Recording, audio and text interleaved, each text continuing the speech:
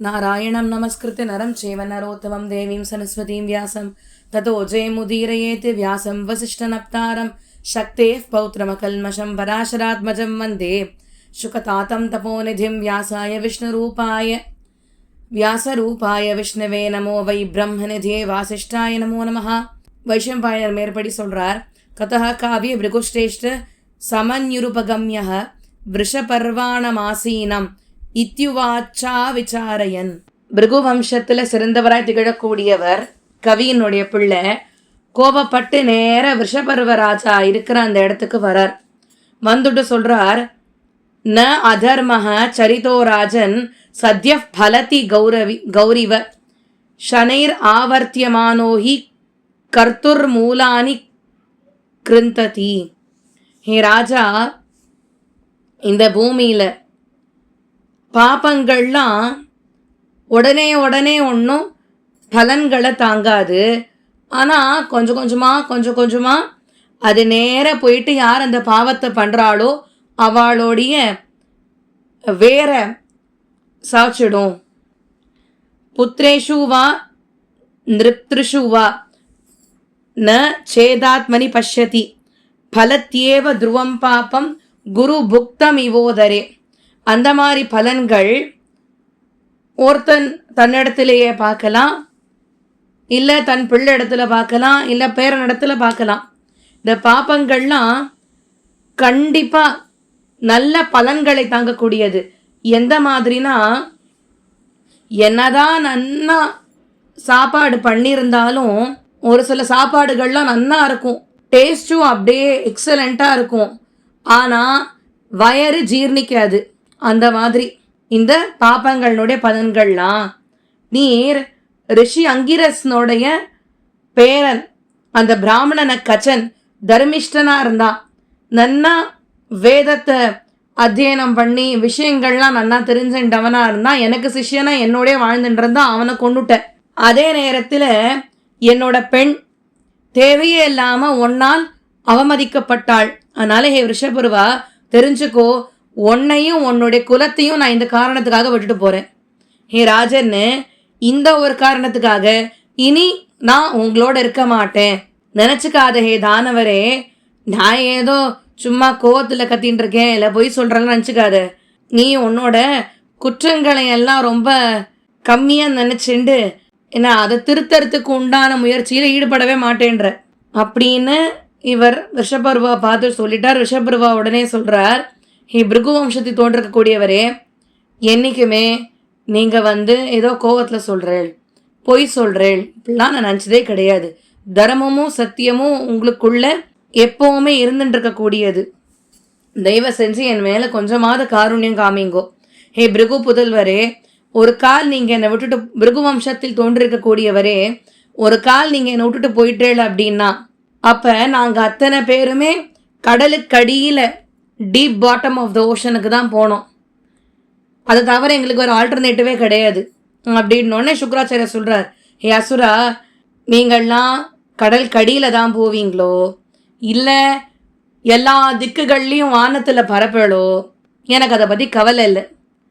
நான் என்னோட பொண்ணோட இந்த நிலை, அவளுடைய துக்கம் தாங்க முடியாத இருக்கேன். என்னுடைய முழு வாழ்க்கையுமே அவளை சார்ந்து தான் இருக்குது. அதனால் என் அசுரர்களே, தயவு செஞ்சு அவளை கன்வின்ஸ் பண்ணுறதுக்கு உண்டான வேலையில் இறங்குங்கோ. அவள் என்ன கேட்குறாளோ அதை பண்ணி கொடுங்கோ. ப்ரஹஸ்பதி எப்போவுமே இந்திரனோட நலனுக்காக எப்படி எல்லா விஷயங்களையும் சொல்லுவாரோ, அந்த மாதிரி உங்களுடைய நல்லதுக்காக என்னோட தபசக்திகளை எல்லாம் நான் பிரயோஜனப்படுத்தின்னு இருந்தேன். அதனால் உங்களுக்கும் நான் நலன் விரும்பி தான். ரிஷபருவா உடனே சொல்கிறார், யத்கிஞ்சித் அசுரேந்திரானாம் வித்யதே வசு பார்கவ புவி ஹஸ்திகவாஸ்வம்ச தஸ்யத்வம் மம சேஸ்வரக. ஹே பிருகு வம்சத்தை தோன்றக்கூடியவரே, அசுரர்களுக்கு சொந்தமான எல்லா விஷயங்களுக்கும் தலைமை தாங்கக்கூடியவர் நீர்தான். இந்த அசுர குலத்தினுடைய சேனாபதியாக இருக்கட்டும், இந்த உலகத்தில் இந்த யானைகள், பசுக்கள், குதிரைகள், ஏன் நானே இருக்கட்டும், எல்லாத்துக்குமே தலைவர் நீங்கள் தான், எல்லாமே உங்களுடையதுன்னு சுக்ர சொன்னார். அப்படியா ஹே அசுரா, ஒருவேளை நான் எல்லா அசுரர்களுடைய தனத்துக்கும் தலைவனானால், நீ சொல்றியே எல்லாத்துக்குமே நான் தலைவன் அப்படின்னாக்க, அப்போ போய் தேவயானியை சாந்தப்படுத்துன்னா. உடனே இப்படியாக விஷபருவ சொன்ன உடனே நேர இவர் கிளம்பி விஷபருவா சொன்ன இந்த எல்லா விஷயத்தையும் தேவயானிகிட்ட போய் சொல்கிறார் சுக்ராச்சாரியார். தேவயானி உடனே பார்த்துட்டு அவர் சொல்கிறாளாம், ஹே பார்கவரே, பிருகுவம்சத்தில் பிறந்திருக்கக்கூடியவரே, அப்பா நிஜமாவே நீங்கள் அசுர ராஜா மேலேயும் உங்களுக்கு அதிகாரம் இருக்குது, அவ தனத்தின் மேலேயும் இந்த சொத்துக்கள் மீதும் உங்களுக்கு அதிகாரம் இருக்குது அப்படின்னா, அப்போ ராஜா நேரம் வந்து பர்சனலாக என்கிட்ட பேசட்டும், அதை பற்றி நான் இருக்கும்போது அவர் சொல்லட்டும் அப்படின்னா விஷபருவா நேராக அங்கேருந்து வரார்.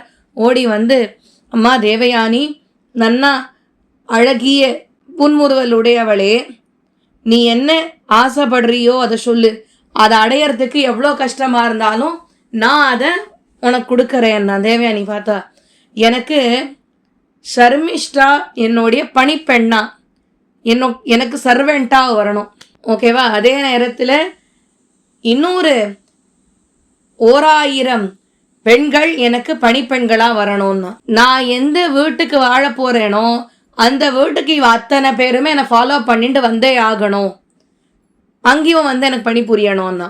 விஷபருவா பணிப்பெண்ணை கூட்டு சொல்கிறார், பெண்ணே போய் வேகமாக போயிட்டு ஷர்மிஷ்டாவை இங்கே ஐஷன் வா, அவள் தேவயானி சொல்கிறதுக்கெல்லாம் வளைஞ்சு கொடுத்து அந்த காரியங்கள்லாம் பண்ணி கொடுக்கட்டும் அப்படின்னா பணிப்பெண்ணும் நேராக போனால் ஷர்மிஷ்டாட்ட போய் சொல்கிறா, மரியாதைக்கு ஒரு ஷர்மிஷ்டாவே தயவு செஞ்சு எழுந்திருந்து என்ன பின்தொடர்ந்துட்டு வாங்கோ, உங்கள் குலத்துக்கு எது நல்லதோ அதை பண்ணுங்கோ. தேவயானியோட வாக்கை கேட்டு சுக்ராச்சாரியர் அவருடைய கோபத்தினால மொத்த அசுர குலத்தை விட்டுட்டு போகிறேன்றார். ஹே குற்றமற்ற பெண்ணே, நீங்கள் தேவயானி சொல்கிறது ஆசைப்படுறதெல்லாம் பண்ணணும் அப்படின்னா உடனே ஷர்மிஷ்டா சொல்கிறா, ஷர்மிஷ்டோ வாச்ச யன்சா காமயத்தே காமம் கரவாண்யகம் அத்ய தம் யத்யேவம் ஆக்வயேத் சுக்ரோ தேவயானி கிருதேஹிமாம் மத்தோஷான் மா கமத் சுக்ரோ தேவயானீச்ச மத்கிருதே. தேவயானி என்ன ஆசைப்படுறாலோ கண்டிப்பாக நான் பண்ணித்தரேன். சுக்ராச்சாரியரும் சரி தேவயானியும் சரி எந்த காலத்திலும் என்னுடைய தப்புனால அவ இந்த அசுர வம்சத்தை விட்டுட்டு போகக்கூடாது அப்படின்னு சொல்ல வைஷம்பாயனர் மேற்படி சொல்கிறார். இப்படியாக அவ அப்பாவனுடைய கமாண்ட் ஆக்ஞைக்கு ஏற்றார் போல் ஷர்மிஷ்டா அவளோட கூட 1000 பெண்கள் அவ அப்பா வீடான அந்த ஆச்சரியமான அந்த அரண்மனையை விட்டுட்டு வெளியில வந்தா. ஷர்மிஷ்டா நேர வந்து தேவயானிட்ட சொல்றா, ஷர்மிஷ்டோவாச்ச அகம் தாசி சஹசிரேன தாசீதே பரிச்சாரிகா அனுத்வாம் தத்ர யாசியாமி எத்திர தாசியதி தேபிதா.